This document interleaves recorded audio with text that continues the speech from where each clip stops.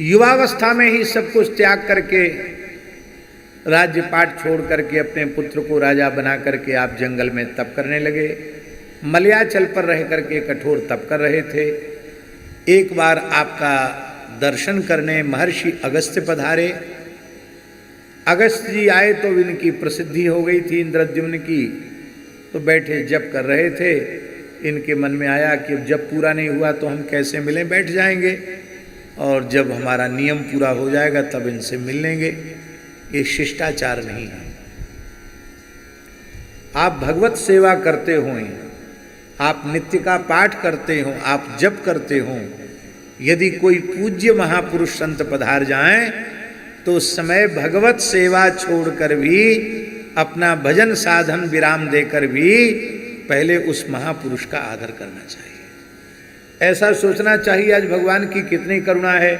आज एक भी माला फेर नहीं पाए और साधन का फल संत दर्शन के रूप में मिल गया। कितने सौभाग्य की बात है। हमको एक महात्मा की याद आती है। 1995 में हम पहली बार श्री जगन्नाथपुरी गए थे, रथ यात्रा के समय। सन 1995 की बात है।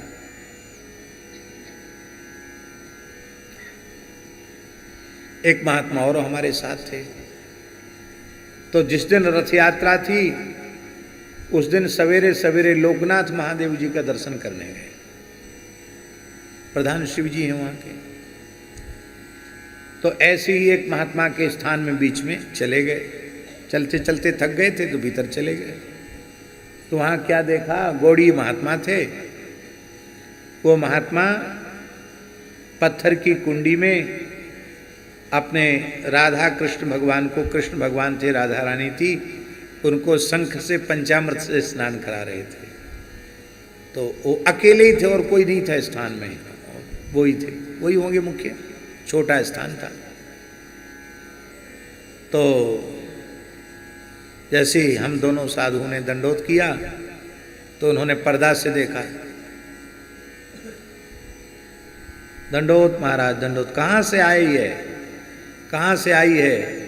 हमने कहा हम लोग वृंदावन से आए हैं। ओहो वृंदावन, वृंदावन।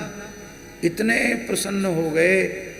बोले आज रथ यात्रा है, आज भोजन नहीं मिलेगा, आज तो सब रथ यात्रा में व्यस्त रहेंगे, पहले कुछ खा लो तब आगे दर्शन करने जाना। तो हमने कहा भगवान की सेवा कर रहे हैं, कर लें हम। नहीं नहीं, फिर रथ यात्रा में जाएगा, भीड़ हो जाएगा, वहाँ पहुँच नहीं पाएगा, इसलिए जल्दी जाओ, लोकनाथ का दर्शन करके रथ यात्रा में चले जाओ, पहुंडी होने वाली है जगन्नाथ जी की। तो भगवान पंचामृत की कुंडी में खड़े हैं और उनके श्रीअंग में पंचामृत लगा है। उसी समय उन महात्मा ने कुछ संदेश और कुछ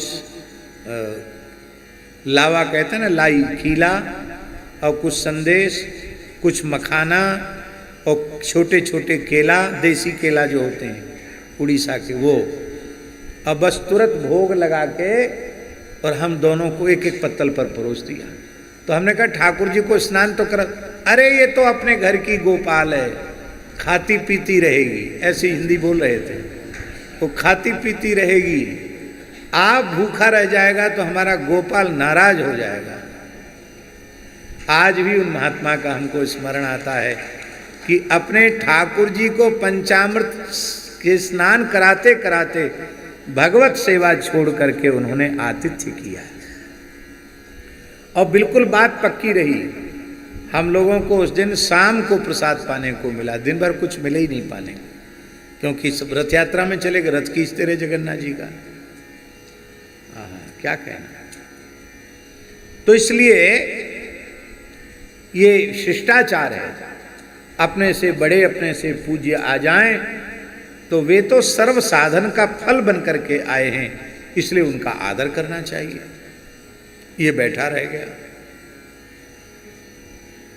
अगस्त्य जी के मन में अपने अपमान का बोध नहीं था, पर ये शिष्टाचार से शून्य है। यदि इसे दंडित नहीं किया जाएगा तो इसका गलत संदेश जाएगा, फिर सब लोग इसी की नकल करेंगे कि क्या इतना बड़ा आ जाओ, उठने की जरूरत ही नहीं, खड़े होने की। तब श्री अगस्त्य जी ने कृपा करके उसे दंड दिया कि तू तमोगुणी हाथी के समान बैठा है, जा हाथी की योनि में चला जा। उसने चरणों में प्रणाम किया, बोले भगवान अब जो भगवान की इच्छा थी सो हो गया, पर हमने आपको उठकर प्रणाम नहीं कर पाया, आप क्षमा करें। अगस्त्य जी को दया आ गई, बोले कोई बात नहीं, तुम्हारे भजन के संस्कार हाथी की योनि में भी मिटेंगे नहीं, आशीर्वाद दे दिया। ये ग्राह भी पूर्व जन्म का गंधर्व था, हुहू नाम का गंधर्व था। जहाँ जिस 100 योजन के सरोवर में ये ग्राह बनकर निवास कर रहा था, इसी सरोवर में देवल नाम के ऋषि प्रातःकालीन संध्योपासन करके गायत्री का जप कर रहे थे, कटि पर्यंत जल में खड़े होकर। और ये गंधर्व हुहू नाम का गंधर्व वहां जल क्रीड़ा कर रहा था। तो वो डूबा लगा लगा करके नीचे नीचे गया, गोता लगा करके, और महात्मा जी के चरण पकड़ के भीतर खींचने गया। बेचारे ऋषि घबरा गए, वो तो जप जप कर रहे थे, घबरा गए तो छोड़ दिया। महात्मा भी तैर कर अपने स्थान पर आ गए और ये जल से बाहर निकल के हंसने लग गया। तब समझ गए कि एक तो मखौल करता है ये संतों के साथ, और ऊपर से इसको पश्चात अपनी हंसी और उड़ा रहा है। देवल ऋषि को क्रोध आया, उन्होंने कहा अरे मूर्ख, तू देवता होकर गंधर्व होकर के ग्राह के समान पैर पकड़ता है, जा ग्राह की योनि में चला जा। उसने कहा महाराज मैंने तो एक संत के चरण पकड़े, संत के चरण पकड़ने वाले को ऐसा श्राप तो नहीं मिलना चाहिए, उसे तो आशीर्वाद मिलना चाहिए।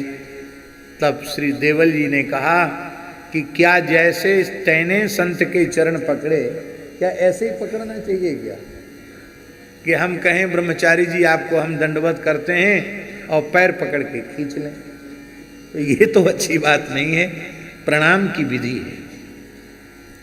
सबसे उत्तम पक्ष ये है कि अपने पूज्य जनों को साष्टांग प्रणाम करें, पुरुष वर्ग साष्टांग, महिलाएं पंचांग, और शरीर के स्पर्श की आवश्यकता नहीं है।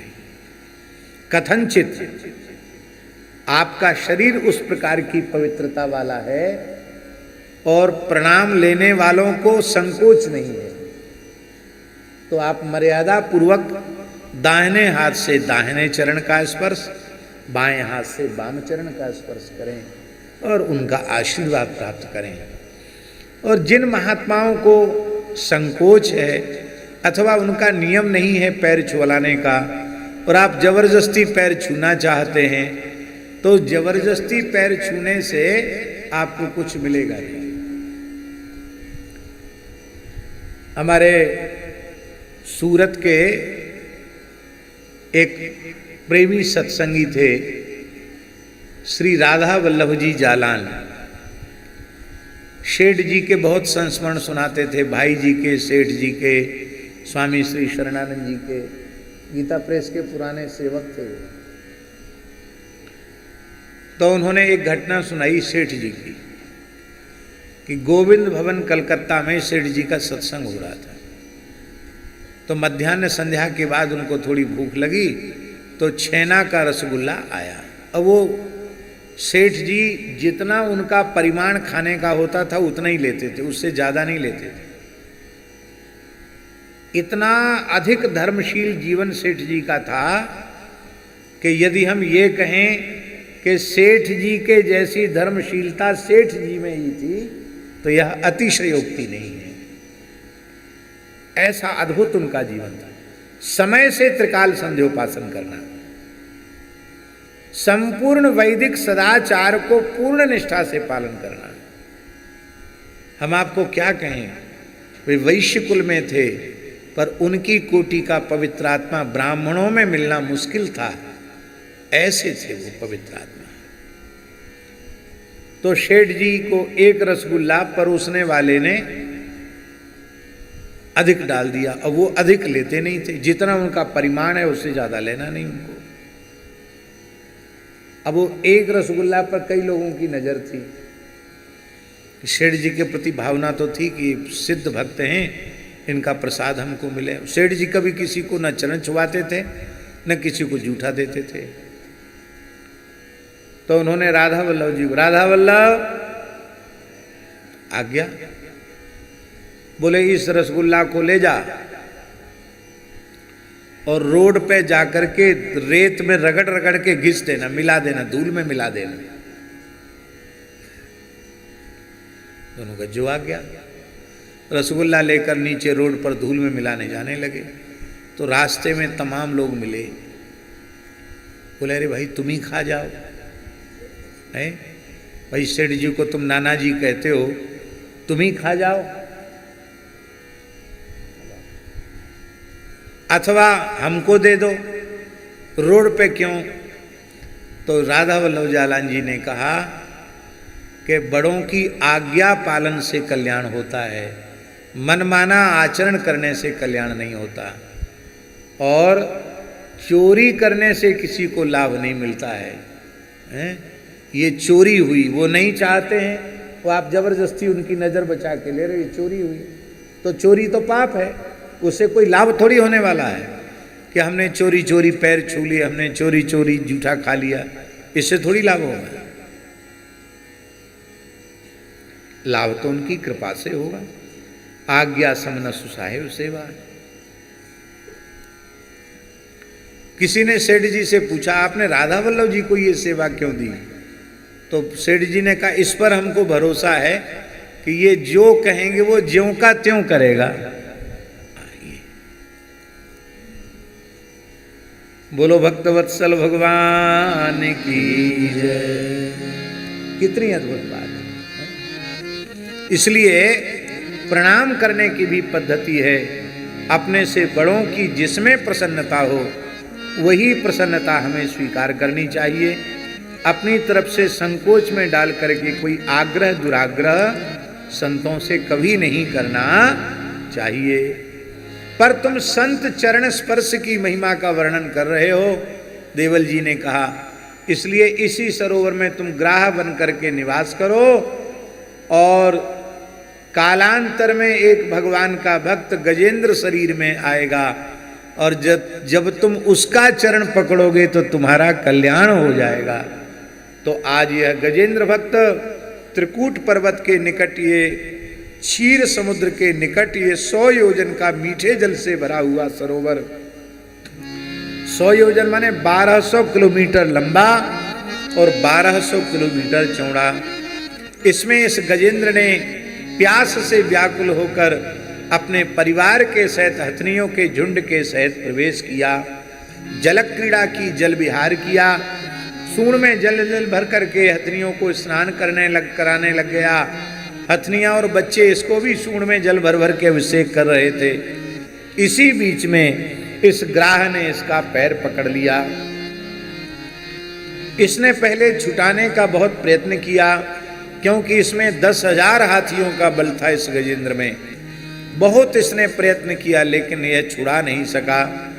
इसके परिवार के लोगों ने भी इसका सहयोग किया लेकिन उनका भी सहयोग सफल नहीं हुआ और अंत में धीरे धीरे परिवार के लोग उसको उसी हाल में छोड़कर चले गए।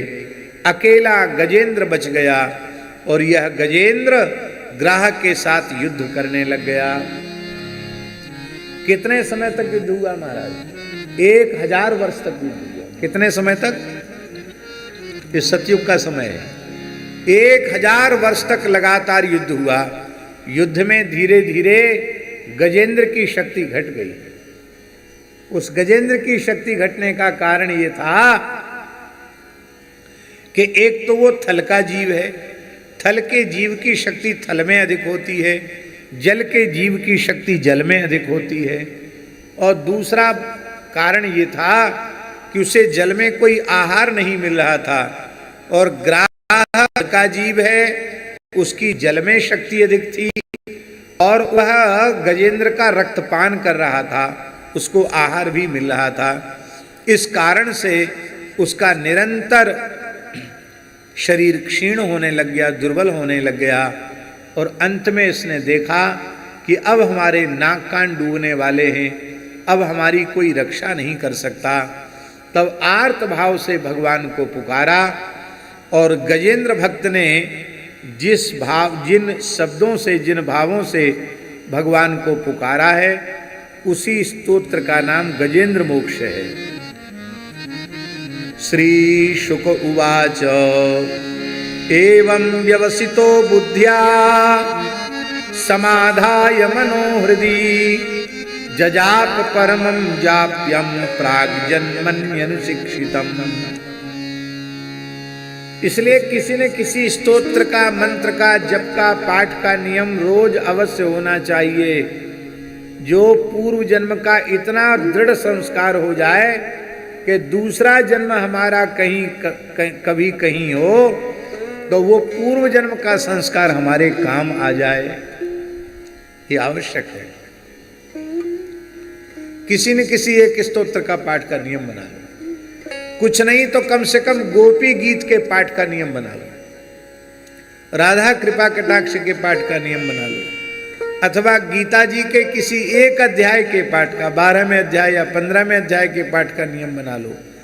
एक कोई ऐसा होना चाहिए जो इतना कंठस्थ हो जाए। विष्णु सहस्त्रनाम का नियम बना लो कि उसका संस्कार अगले जन्म तक काम में आ सके। इसी को भक्ति का बीज कहते हैं। भक्ति बीज पलटे नहीं, जो जुग जाई अनंत, ऊंच नीच कुल उपजै, कोई संत को संत। भक्ति का बीज कभी पलटता नहीं है।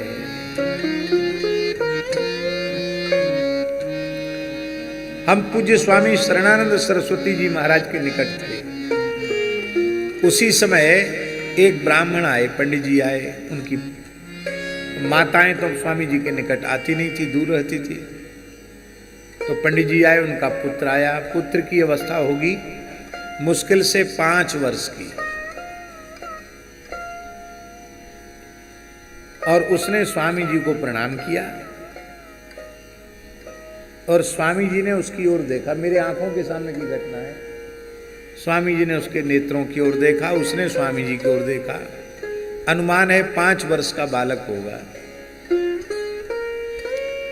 और तत्काल उसने पद्मासन लगाया, उस 5 वर्ष के बालक ने, और शांभवी मुद्रा से वो बैठ गया। और बैठते ही उस बालक की समाधि लग गई।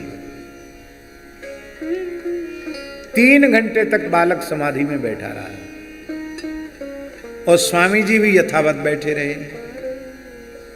सारा वातावरण स्तब्ध हो गया और उसकी मैया जोर जोर से रोने लगी। दूर दूर खड़ी खड़ी लोगों ने कहा भगाओ उसको भैया, दूर ले जाओ।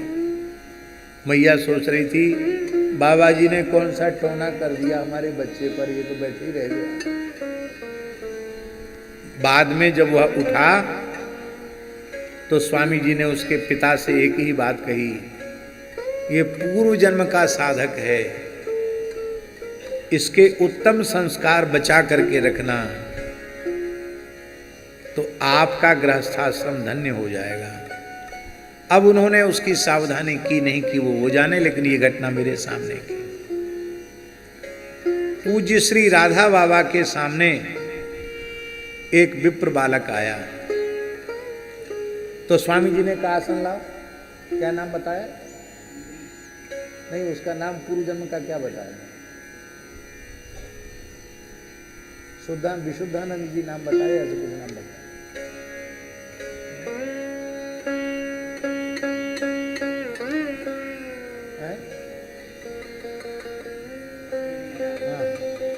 तो वो बालक आया तो पूज्य श्री राधा बाबा ने कहा आसन बिछाओ उसके लिए। क्यों? स्वामी विशुद्धानंद जी महाराज आए। तो लोग सोचने कहा स्वामी विशुद्धानंद जी का छोटा बालक, और बालक ध्यानस्थ हो गया।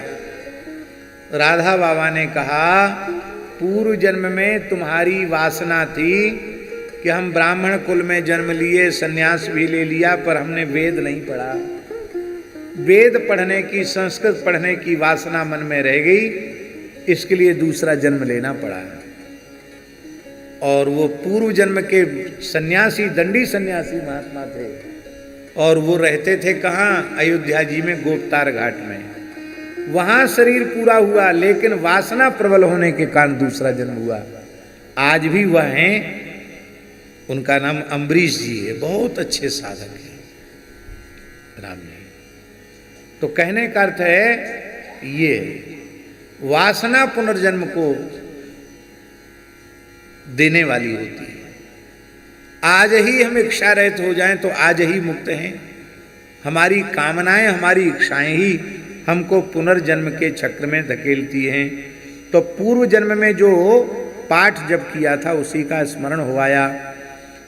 गजेंद्र उवाच ओम नमो भगवते तस्मै यत एतच्चिदात्मकं पुरुषायादि बीजाय परेशाया विधीमहि यस्मिन्निदं यतश्चेदं येनेदं यइदं स्वयं योस्मात् परस्माच्च परस्तम प्रपद्ये स्वयं भुवम्। बड़ा सुंदर स्तोत्र है, एक एक श्लोक से कहने के योग्य है। और अंत में उसने भगवान को जब पुकारा तो भगवान रमा वैकुंठ से भगवान श्री हरि चल पड़े। उनको गरुड़ का वेग भी कमजोर लगा कि गरुड़ आज बहुत धीमे चल रहे हैं। यद्यपि भगवान गरुड़ बड़े द्रुतगामी हैं, लेकिन भगवान को लगा आज गरुड़ का वेग कुंठित हो गया, कहीं अनर्थ न हो जाए। और भगवान दौड़े वहां से, गरुड़ की पीठ से भगवान कूद पड़े। सोन्तः सरस्युरुबलेन गृहीत आर्तो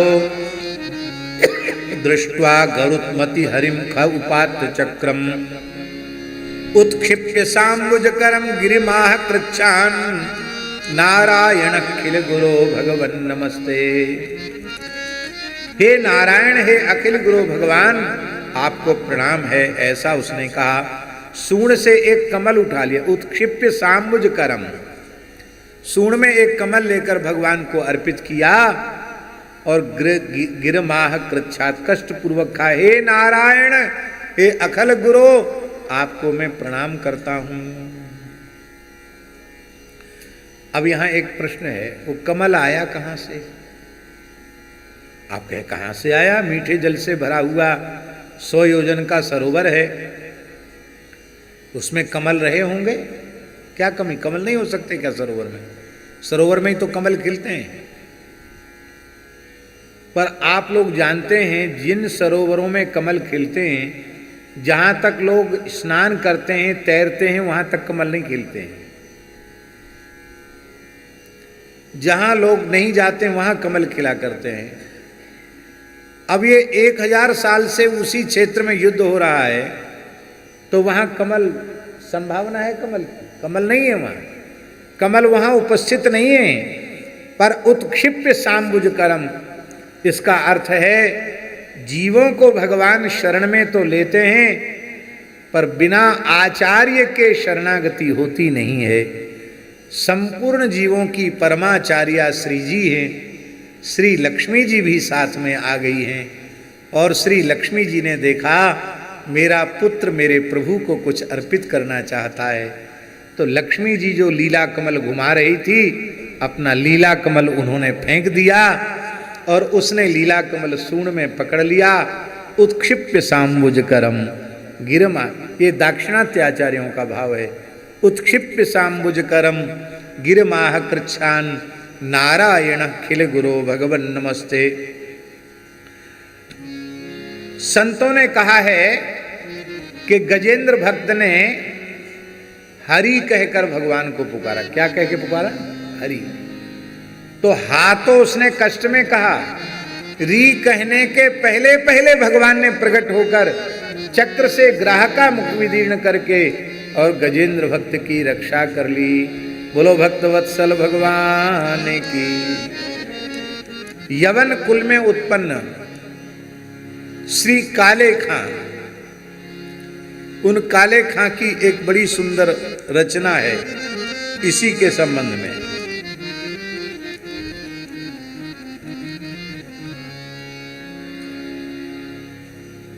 पंकज से पायन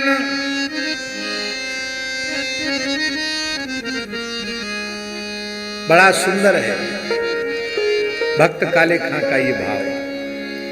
छल बल के था क्यों अनेक गजराज भारी, भयो बलहीन जब नेक ना छुड़ा गयो, कहिवे को भयो करुणा की कविकारे कहे, रही नेक नाक और सब ही डुबा गयो, रही नेक नाक और सब ही डुबा गयो। और जब इस अवस्था में गजेंद्र भक्त पहुंचा तब पंकज से पायन, पंकज से पायन पया दे पलंग छाड़ी, पावरी विसारी प्रभु ऐसी परिपा गयो। काले खां कहते हैं लक्ष्मी जी के साथ भगवान पर्यंक पर बैठे हुए थे, पलंग पर।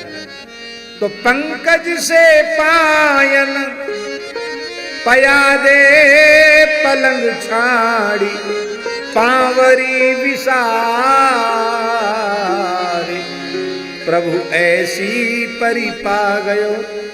अपने पैर में पादत्राण भी धारण भगवान ने नहीं किया। हाथी के हृदय माज आधो हरि नाम सोए, गरे जो आयो गरुड़े सितोलो आ गयो। हाथी के हृदय माज आधो हरि नाम सोए, गरे जो लायो गरुड़े से तोलो आ गयो।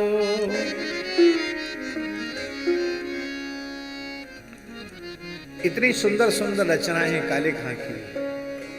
वृंदावन की रति विनोद कुंज कुंजन में, आनंद के कंद लाल मूर्ति गोपाल की, काली दहकारे पताल पैठी नागनाथ्यो, केतकी के फूल तोरी लाए मालार की, परसत ही पूतना परम गति पाय गई, पलक ही पार पार्यो अजामील नार की। गीध गुण गान हार, रामावतार में गीध के चरित्र को गाने वाले, गीध गुण गान हार छाछ के उगान हार, ताही अहीर की छोहरियां छछियावर छाछ पे नाच नचावे, छाछ उगाने वाले। गीध गुण गान हार छाछ के उगान हार, आई ना अहीर क्या हमारी बार बार की, आई ना अहीर की हमारी बार बार की। भगवान ने पहले गजेंद्र भक्त का कष्ट दूर किया, उसको ग्राह के पीड़ा से मुक्त किया, किंतु मुक्ति पहले ग्राह को दी। इससे भगवान ने यह सिद्ध किया कि मेरे चरण पकड़ने वाले की मुक्ति में भले ही थोड़ा विलंब हो जाए, पर मेरे भक्त का चरण पकड़ने वाले की मुक्ति में विलंब होता, भले ही किसी भाव से पकड़ा, पर भक्त का चरण पकड़ा है तो आज इसका प्रथम उद्धार हो गया। इनका पूर्व चरित्र हम सुना चुके हैं, बहुत ध्यान से सुने। जीवन में कभी कोई भयंकर संकट आ जाए और उसका किसी भी प्रकार से आपको समाधान समझ में ना आवे, तो आप गजेंद्र मोक्ष का भावपूर्वक पाठ कीजिए, भगवान को पुकारिए, असाध्य संकट भी समाप्त हो जाएगा और आपको तत्काल समाधान मिलेगा। और एक बड़ी उत्तम बात है, आप लोग चाहते हैं कि अंतिम क्षण में भगवान की हमको याद आ जाए कि नहीं? कौन कौन चाहता है? सब चाहते हैं। तो गजेंद्र मोक्ष का पाठ शुरू कर दो। लिखा है इसमें, जो गजेंद्र मोक्ष स्तोत्र का नित्य पाठ करता है उसे मृत्यु के क्षण में भगवान की अवश्य स्मृति हो जाती है। कितनी ऊंची बात है। अनेक साधक ऐसे हैं जो प्रतिदिन गजेंद्र मोक्ष का पाठ करते हैं। बोलो भक्तवत्सल भगवान की जय। हमने तो ऐसा सुना है प्रामाणिक महापुरुषों से, हमारे वृंदावन के श्रीमद् भागवत के साक्षात विग्रही हम उनको मानते हैं, ज्ञान वृद्ध वयोवृद्ध पूज्य पंडित श्री व्यासनंदन जी, जो लगभग 90 के करीब इस समय पहुंच रहे हैं आयु में।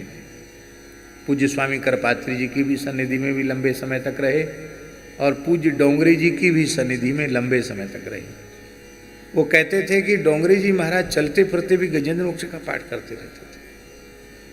एक एक दिन में सैकड़ों पाठ कर जाते थे गजेंद्र मोक्ष के श्री डोंगरी जी। बड़ा अद्भुत सिद्ध स्तोत्र है।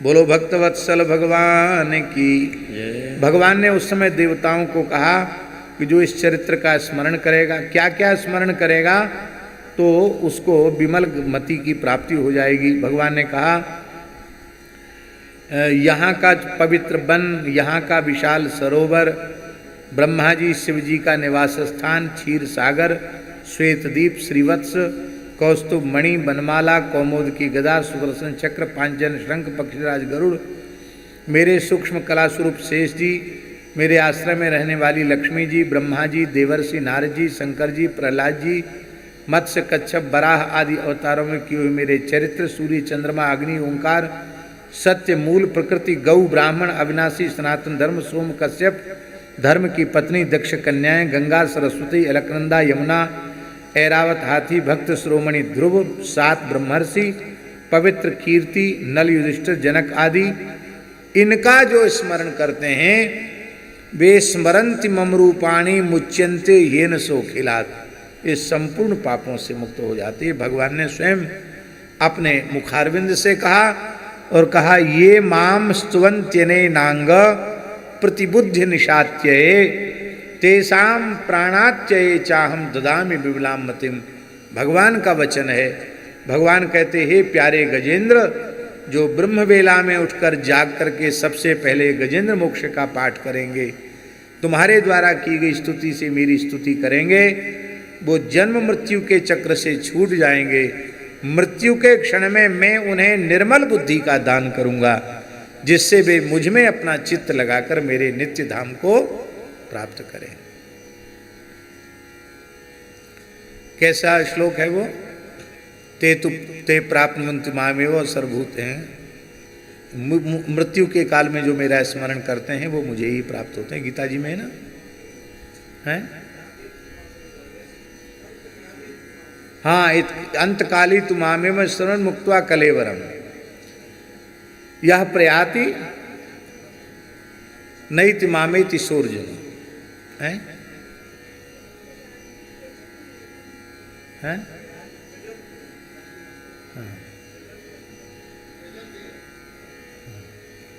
तो वह भगवान को ही प्राप्त होता है, इसमें किसी प्रकार का कोई संदेह नहीं है। अब इतने लोगों का स्मरण न हो तो एक छप्पे छंद स्मरण कर लेना चाहिए, उसमें प्रायः इन सबके नाम आ गए। हरि बल्लभ सब प्रार्थों जिन चरण रेणु आशा धरी। हरि बल्लभ सब प्रार्थों जिन चरण रेणु आशा धरी। कमला गरुड़ सुनंद आदि षोडश प्रभु पद रति। कमला गरुड़ सुनंद आदि षोडश प्रभु पद रति। हनुमंत जामवंत सुग्रीव विभीषण भीषण सबरी खगपति। हनुमंत जामवंत सुग्रीव विभीषण सबरी खगपति। ध्रुव उद्धव अम्बरीश विदुर अक्रूर सुदामा। ध्रुव उद्धव अम्बरीश विदुर अक्रूर सुदामा। चंद्रहास चित्रकेतु ग्राह गज पांडव नाम। चंद्रहास चित्रकेतु ग्राह गज पांडव नामा। कौसारव कुंती बधू पट चत लज्जा हरी। कौसारव कुंती बधू पट चत लज्जा हरी। हरि वल्लभ सब प्रारथ जिन चरण रेणुका। हाँ हरि वल्लभ सब प्राणों जिन चरण रेणु आशा धरी। इसका भी स्मरण कर लो तो इसमें जितने नाम प्रायः सब आ गए और अधिक आ गए, इसलिए ये भी एक बहुत सुंदर उपाय है। भगवान की प्रसादी माला सौभाग्य से मिल जाए तो उसका बहुत अधिक आदर करना चाहिए।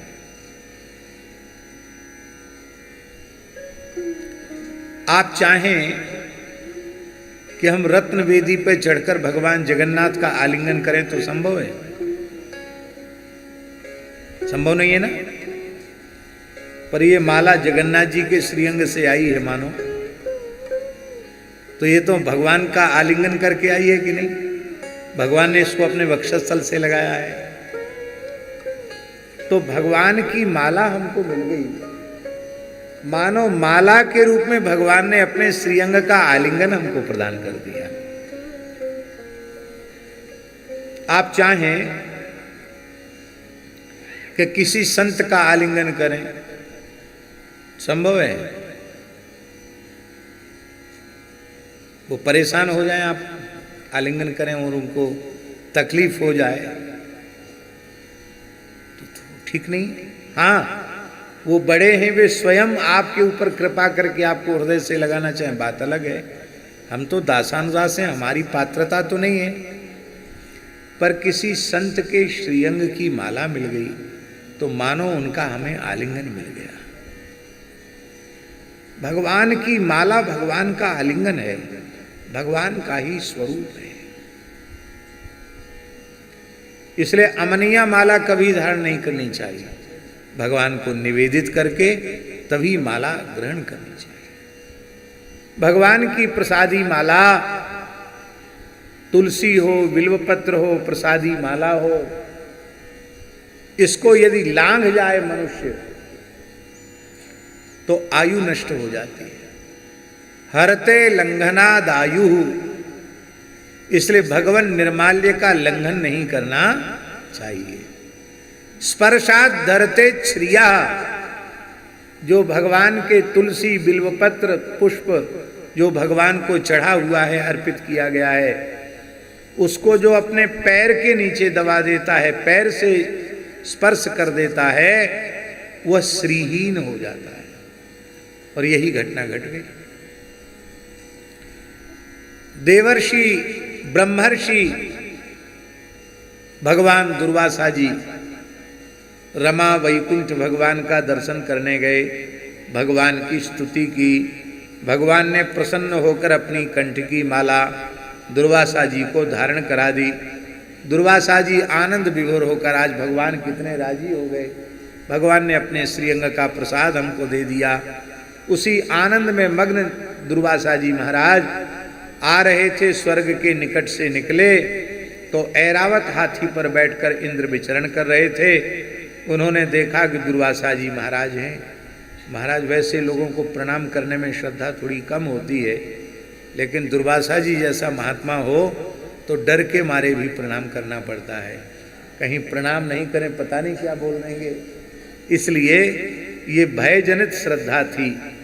तो उसने ऐरावत से उतरकर देवराज इंद्र ने महर्षि दुर्वासा के चरणों में प्रणाम किया। दुर्वासा जी प्रसन्न हो गए। महात्मा लोग पैर के बहुत कच्चे होते हैं, कोई प्रणाम कर दे बस द्रवित हो जाते हैं, प्रसन्न हो गए। अरे वाह, देवताओं का राजा, इसमें कितनी विनम्रता है, कितनी श्रद्धा से मस्तक टेक करके प्रणाम कर रहा है। तब उन्होंने सोचा इसको क्या दें, तो भगवान ने जो प्रसादी माला दी थी वही माला इंद्र के गले में डाल दी। बड़े लोग ऐसे होते हैं, माला उनको दो तो माला को ऐसे या तो हाथ में लपेट लेंगे या कंधे पर डाल लेंगे, और नहीं तो अपनी गाड़ी में सजा देंगे।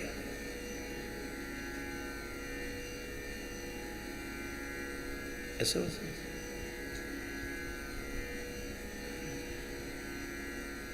इंद्र ने माला उतारी और ऐरावत के माथे पर सजा दी। ऐरावत को लगा कि मेरी खोपड़ी पे क्या धर दिया। उसने सूंड से माला, हाथी का स्वभाव, उसने सूंड से माला उठाई, नीचे पटक दी, पैर से रौंद दी।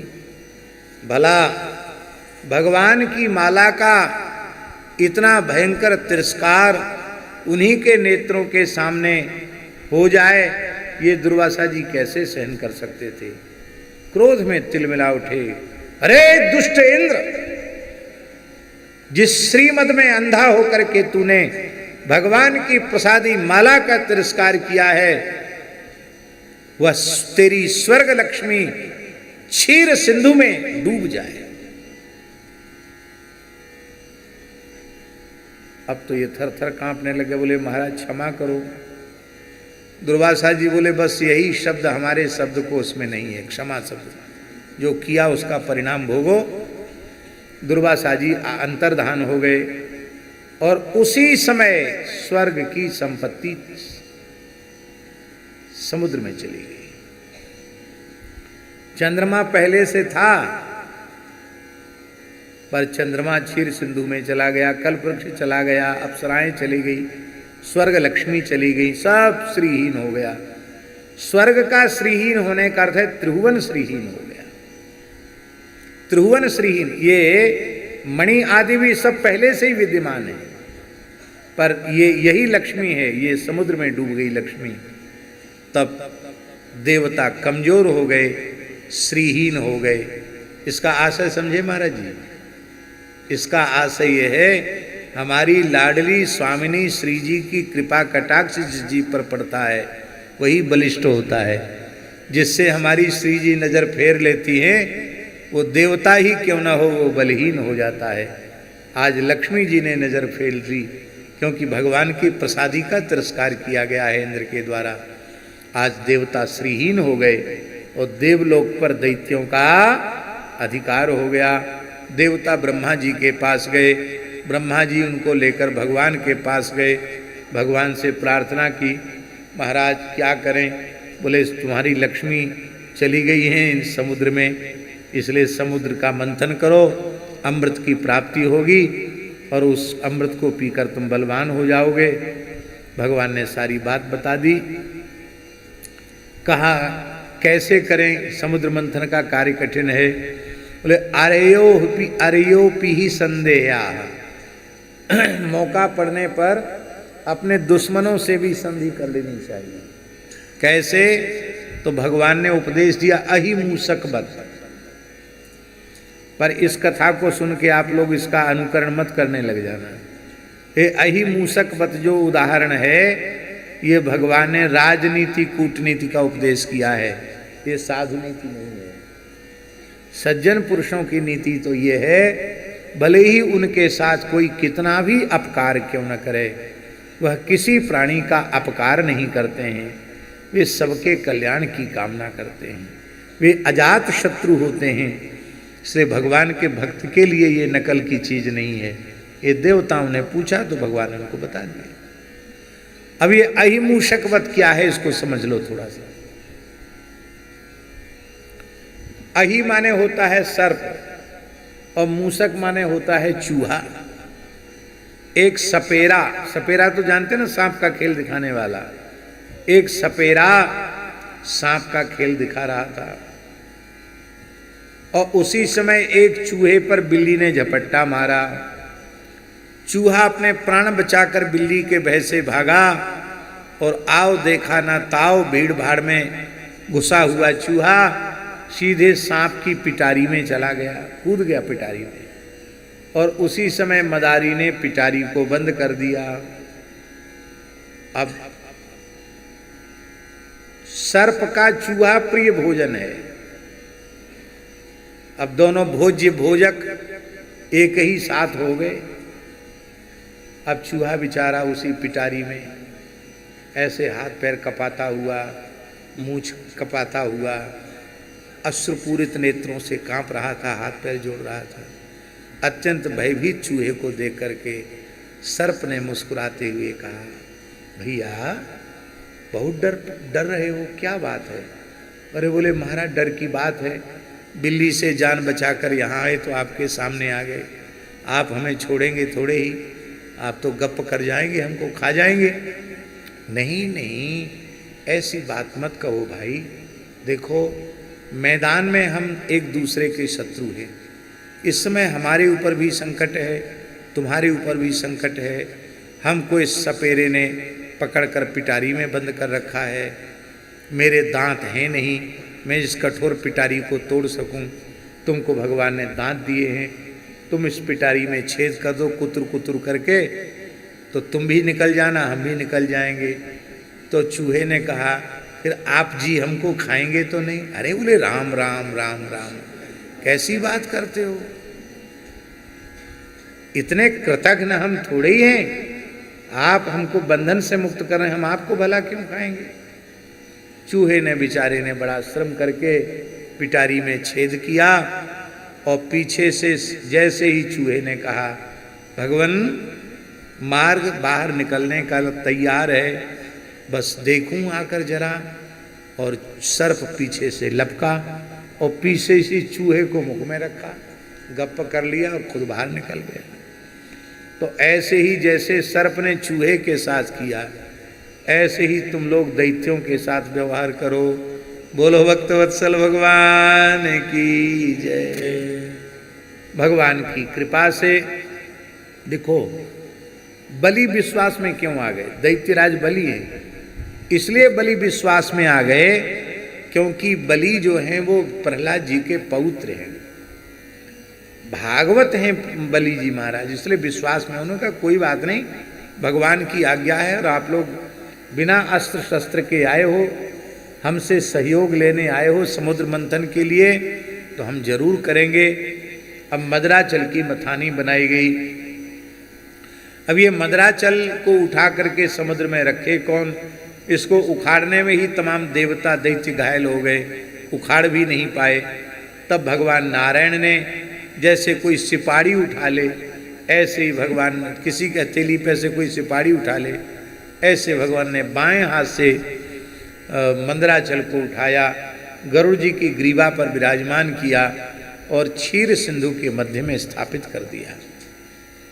बासुकी नाग से प्रार्थना की कि आप रस्सी बन जाएं, बासुकी नाग रस्सी बन गया। देवता जो हैं वे पूंछ की ओर लगे, देवता मुख की ओर लगे और दैत्य पूंछ की ओर लगे। बहुत अच्छा था, पर दैत्य उल्टी ही खोपड़ी के होते हैं। वो नाराज हो गए, बोले देखो अभी से तुम लोगों ने भेदभाव शुरू कर दिया, सांप की पूंछ बहुत अशुद्ध होती है, हम वेद पाठी हैं, तपस्या करने वाले हैं, शास्त्रों को जानने वाले हैं, कुछ खान पान बिगड़ा हुआ है तो क्या हुआ, तुमसे किसी बात में कमजोर हम नहीं हैं, हम सांप की पूंछ की तरफ नहीं रहेंगे। भगवान ने, देवता भी हटने के लिए तैयार नहीं थे। भगवान ने देखा झगड़ा हो जाएगा, भगवान ने सारा किया पाला बदल लो, तो देवता सब पूंछ की तरफ आ गए, असुर मुख की तरफ आ गए। जब जोर से घर्षण हुआ तो बाष्पी नाग के मुख से ज्वालाएं निकली। पहले दैत्य भी गोरे थे, पर विष की ज्वाला से सबके शरीर जल गए, काले और कुरूप हो गए। लेकिन अब बेचारे क्या कर सकते थे, अपनी झगड़ा करके इधर आए। भगवान मंथन करने लगे, मदराचल रसातल की ओर जाने लग गया। मंथन क्रिया में अवरोध आ गया। भगवान सदा दूसरों को आदर देते हैं और भगवान के भक्त भी सदा दूसरों को आदर देते हैं। भगवान ने कहा, तुम्हारे इस पवित्र कर्म में विघ्न इसलिए आ रहा है कि तुमने विघ्नराज भगवान गणेश का पूजन नहीं किया। बिना गणेश पूजा के कोई काम नहीं करना चाहिए। तो सबको तो गणपति की पूजा में लगा दिया और स्वयं भगवान ने कच्छप रूप धारण करके मदराचल को अपनी पीठ पर उठा लिया। गणेश जी का जैसे विशेषार्घ हुआ न, रक्ष रक्ष गणाध्यक्ष रक्ष त्रैलोक्य रक्ष भक्ता नाम अभिंकर्ता त्राता भव भवार्णवात द्वैमातृ कृपा सिंधो शाणमातुर अग्रज प्रभो वरदस्तम वरम देहि वांछितम वांछितार्थद अनेन सफलार्घेन फलदोस्तु सदा मम। जैसे ही कहा उसी समय मदराचल ऊपर आ गया। लोगों ने कच्छप भगवान का दर्शन ही नहीं किया और मदराचल ऊपर आ गया। सब लोग बोले गणेश भगवान की जय। कच्छप भगवान दिखे नहीं, कहां से जय बोले। हा हा। बाद में पता चला कच्छप अवतार का। बोलो कच्छप भगवान की। ये स्वभाव है। भगवान ने काम खुद किया, पूजा गणेश जी की कराई। ऐसे ही श्रम स्वयं करो, सम्मान दूसरों को दो, ये भगवान ने दिया। पूजा गणेश जी की क्यों कराई? क्योंकि महिमा जासु जान गण राउ प्रथम पूजियत नाम प्रभाव। नाम महिमा से गणेश जी प्रथम पूज्य हो गए, इसलिए नाम जापक संत की भक्त की पूजा भगवान ने कराई और संकट स्वयं दूर कर दिया। स्वयं भगवान वेग से मंथन करने लगे। भयंकर विष निकला। अब ये विष कौन पिएगा? शंकर जी के पास ले गए। शंकर जी ने रा कहकर मुंह खोला, मां कहकर मुख बंद किया। रकार मकार के संपुट में उस कालकूट नामक विष को स्थापित कर दिया।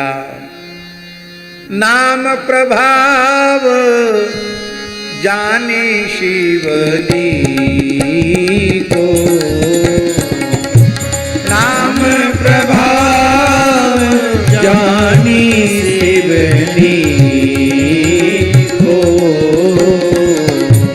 कालकूट फल दीन हमी को, कालकूट फल दीन हमी को। ततः करतली कृत्य व्यापिहालाहलम विषम अभक्षयन् महादेवा कृपया भूत भावना।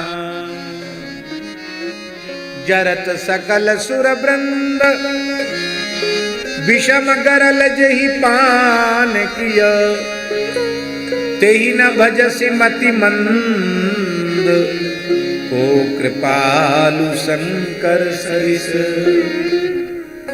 इस प्रकरण में भगवान शिव ने जो भगवती जगदम्बा पार्वती जी को उपदेश दिया है वो बड़ा अद्भुत है। इतना सुंदर श्लोक है महाराज जी, बड़ा अद्भुत श्लोक है।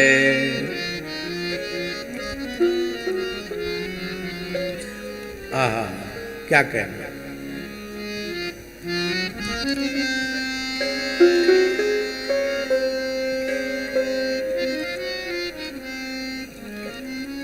ये श्रीमद् भागवत के अष्टम स्कंध के सातवें अध्याय का 40वां श्लोक, बहुत ही अद्भुत श्लोक है। ऐसा समझ लो कि इस पूरे प्रकरण का ये प्राण है। भगवान शंकर ने पूछा, कहो पार्वती तुम्हारा क्या मत है? ये देवता प्रजापति हमको विषपान की प्रार्थना कर रहे हैं, मुझे क्या करना चाहिए? बोले महाराज, प्रजा के रक्षक, प्रजा के पालक आप हो, आप विषपान करके इनकी रक्षा कीजिए। भगवान शंकर हंसने लगे, बोले कैसी पतिव्रता पत्नी हो, पति को विषपान की सलाह देती हो? पार्वती जी ने कहा, महाराज मैं आपके रहस्य को, आपके तत्व को पहचानती हूँ।